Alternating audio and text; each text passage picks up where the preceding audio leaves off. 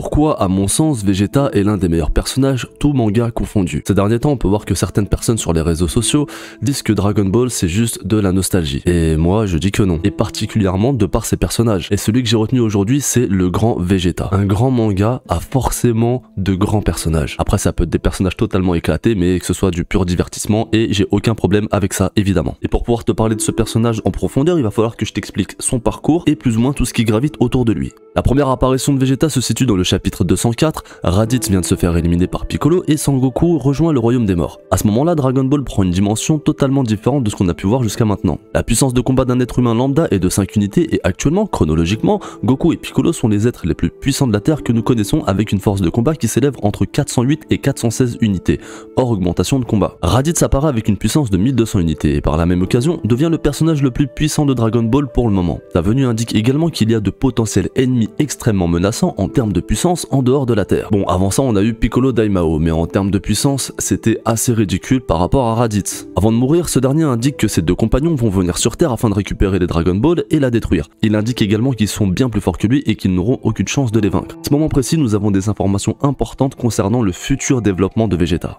Raditz apparaît comme extrêmement cruel, prêt à s'en prendre aux enfants et ne vit que pour détruire des civilisations entières ainsi que des planètes. On comprend facilement que Vegeta est exactement dans la même ligne de conduite, voire pire, ce qui le place immédiatement comme antagoniste. Logique. De plus, il nous dit également que l'existence des Saiyans n'est guidée que par le combat et la destruction. Niveau puissance, on peut déduire que Vegeta sera une menace effroyable et ce sera confirmé lors de son arrivée au chapitre 213. Voici les objectifs de Vegeta. Tuer Sangoku et ses amis, trouver les Dragon Ball afin d'obtenir la vie éternelle, tuer les terriens et vendre la Terre aux plus offrants. Vegeta et Nappa nous sont présentés comme les derniers survivants de leur espèce, par conséquent, on peut facilement imaginer qu'ils doivent entretenir des liens très forts d'amitié à toute épreuve. Ceci dit, Vegeta nous fait une démonstration de sa cruauté dans le chapitre 227, où ce dernier n'hésite pas à éliminer Nappa car il considère qu'il n'est plus d'aucune utilité. Lors de son combat face à Sangoku, Vegeta se considère comme quelqu'un d'unique dans l'univers.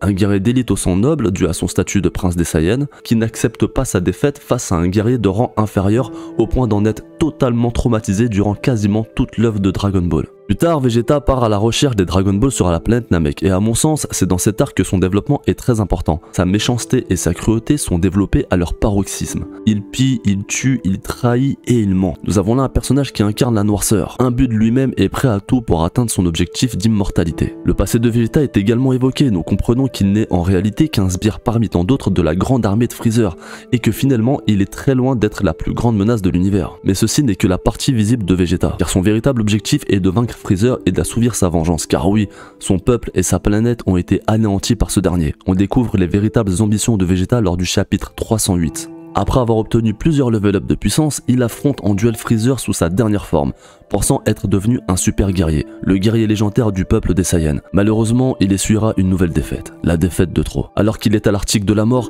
il explique à Sangoku ses réelles motivations, que son peuple était en réalité des esclaves de Freezer et qu'il est à l'origine de leur anéantissement. Son désir de vengeance est tel qu'il a dû vivre comme un chien sous sa coupe, attendant le moment propice pour le vaincre. Il fait comprendre à Sangoku que la véritable menace est Freezer et qu'il doit payer pour ses crimes envers son peuple, dont Sangoku fait lui-même partie. On comprend alors dans un dernier souffle de vie que Vegeta a vécu toute sa vie comme un simple serviteur alors qu'il est un prince, qu'il a dû plier genoux à terre devant son pire ennemi, lui vouer une allégeance et accepter de multiples humiliations afin d'atteindre son but. C'est là le visage d'un homme torturé et brisé psychologiquement que Vegeta nous dévoile à travers son dernier discours accompagné de larmes de douleur émotionnelle.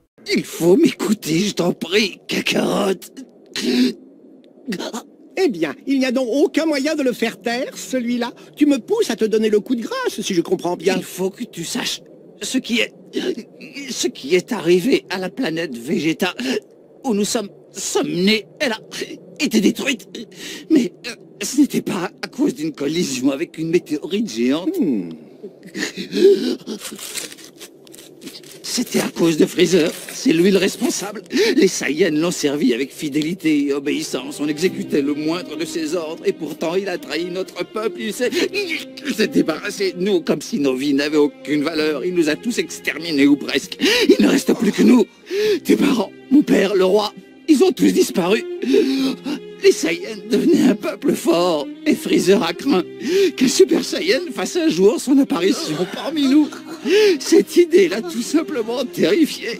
Il n'a pas pu le supporter. Il s'est empressé de se débarrasser de nous. Parfaitement ridicule.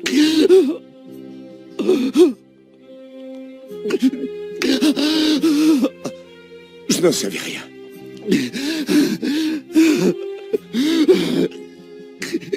Je t'en supplie. Il faut que tu battes Freezer. Fais-le pour moi. Pour notre peuple, pour notre fierté. Tu dois le vaincre, il doit mourir de la main d'un Saiyan. De la main d'un Saiyan.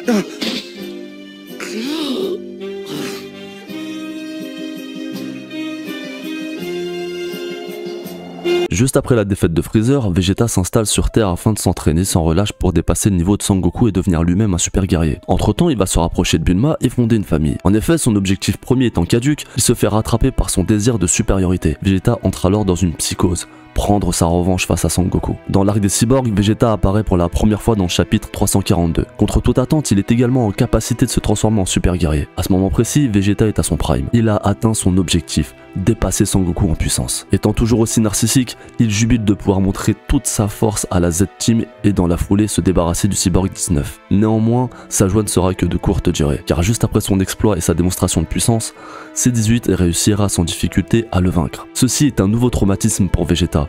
Pour le guerrier d'élite qu'il est, guerrier de la légende en tant que Super Saiyan, se faire battre aussi facilement et en plus par une femme a pour effet qu'il perd toute la confiance qu'il a en lui. Son orgueil et sa fierté sont alors piétinés. À ce moment de l'histoire, Vegeta n'a plus réellement le rôle d'antagoniste. Il est plutôt dans un entre-deux. Il nourrit toujours sa haine envers Sangoku et son objectif reste inchangé. Ceci dit, pour y parvenir, il est obligé de se rallier à la Z-Team, ce qui le frustre d'autant plus, car pour lui, ce sont des minables. Dans l'arc Cell, Vegeta revient au devant de la scène plus puissant que jamais dans le chapitre 377. À cet instant, il sait que pour pouvoir affronter Sangoku, il doit rester à ses côtés pour éliminer tout adversaire gênant afin de pouvoir assouvir sa vengeance paisiblement. Lors de son combat contre Cell en deuxième forme, Vegeta a atteint un nouveau prime. Son orgueil et sa fierté reprennent le dessus et il redevient temporairement et partiellement le guerrier qu'il était lors de sa première apparition. Malheureusement, il essuiera une énième défaite face à Cell forme parfaite. Ce nouvel échec n'a pas vraiment eu d'incidence sur Vegeta. Ceci dit, lors du Cell Game, il va devoir faire face à deux réalités qui vont l'achever mentalement. Malgré qu'il ait suivi le même entraînement que Sangoku, il lui reste tout de même inférieur et dans la foulée, un autre guerrier le surpasse en puissance en la personne de Sangohan. Pour couronner le tout, ce dernier lui sauve la vie, ce qui, pour Vegeta, est l'humiliation de trop. Après la mort de Sangoku, Vegeta décide de tout abandonner et de plus jamais se battre. Il prend cette décision car tous ses objectifs se sont envolés. Seul face à lui-même, il se rend compte qu'il n'est rien d'autre qu'un guerrier solitaire, errant et sans but. Durant 7 ans, Vegeta va mener une vie paisible avec les siens, sans pour autant se relâcher niveau entraînement. Il va tant bien que mal essayer d'éduquer son fils et devenir un homme qui est à l'opposé de celui qu'il était avant. Dans le chapitre 430, Sangoku revient sur Terre pour participer au Budokai Tenkaichi. C'est l'occasion rêvée pour Vegeta de se mesurer à son ancien ennemi et par la même occasion, retrouver sa fierté perdue lors de leur dernière rencontre. Malheureusement pour lui, Sangoku est encore et toujours un cran au-dessus niveau puissance. Il se rend compte qu'avec son niveau actuel, il ne pourra jamais le vaincre, alors il prend la décision de retourner du côté du mal auprès de Babidi, qui lui octroiera le gain d'énergie suffisant pour rivaliser avec Sangoku. Durant le combat, après que Sangoku lui dise « Toi qui es si fier », tu t'es fait manipuler rien que pour devenir plus fort. Et contre toute attente, Vegeta ouvre enfin son cœur en lui disant « Essaie de comprendre. Je voulais redevenir comme avant. J'en ai plus qu'assez de ma vie ordinaire. Je voulais redevenir le guerrier rusé et impitoyable que j'étais dans ma jeunesse et venger l'humiliation que j'avais ressentie pendant le combat contre Cell. J'avais changé. Et je subissais ton influence sans le savoir. J'étais devenu celui sur qui on pouvait compter, le brave type par excellence. J'avais même une famille, une femme, un fils. Parfois, je me surprenais à aimer vivre avec eux. Et je crois même que j'aurais fini par apprécier la vie sur la Terre si je n'avais pas réagi à temps. Est-ce que tu comprends maintenant pourquoi j'ai laissé Babidi s'approprier mon cerveau? Je voulais retrouver mon identité.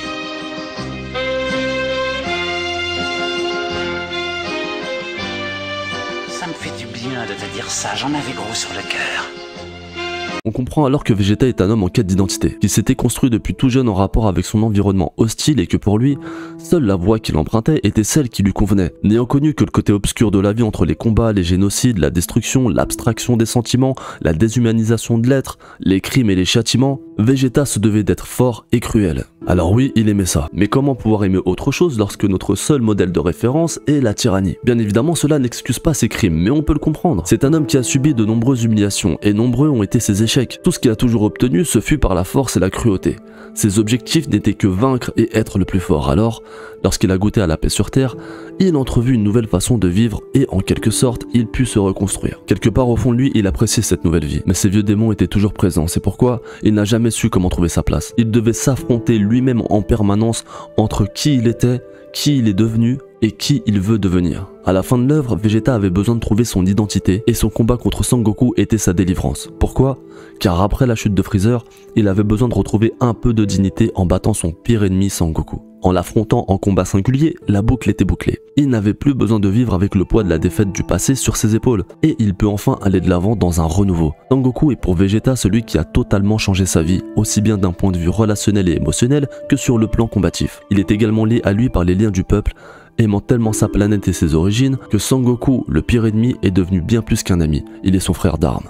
Vegeta est un personnage qui nous montre que les choses ne sont jamais figées, que nous avons tous le droit à une deuxième chance, que l'être humain évolue selon son environnement. Il nous montre également que vivre seul et tourmenté n'est pas forcément une fatalité et qu'il y a une porte de sortie, que peu importe le nombre de nos échecs, il faut se relever et persévérer coûte que coûte, que l'essentiel n'est pas seulement de participer, mais de tout faire pour avoir la première place, être le meilleur et dépasser ses limites, et que peu importe nos défauts et nos faiblesses, il y aura toujours des gens pour croire en nous et nous aimer. Je pense avoir bien résumé le personnage de Vegeta, qui au départ est un réel antagoniste et à la fin de l'œuvre devient un protagoniste. Donc si t'as aimé cette vidéo, n'hésite pas à mettre ton meilleur like, dis-moi en commentaire ce que tu penses de Vegeta et de mon analyse du personnage. Je vais très certainement parler de Sangoku car certaines personnes pensent que c'est juste un personnage débile alors que pas du tout. N'hésite pas à partager cette vidéo et si t'es toujours pas abonné, Apprends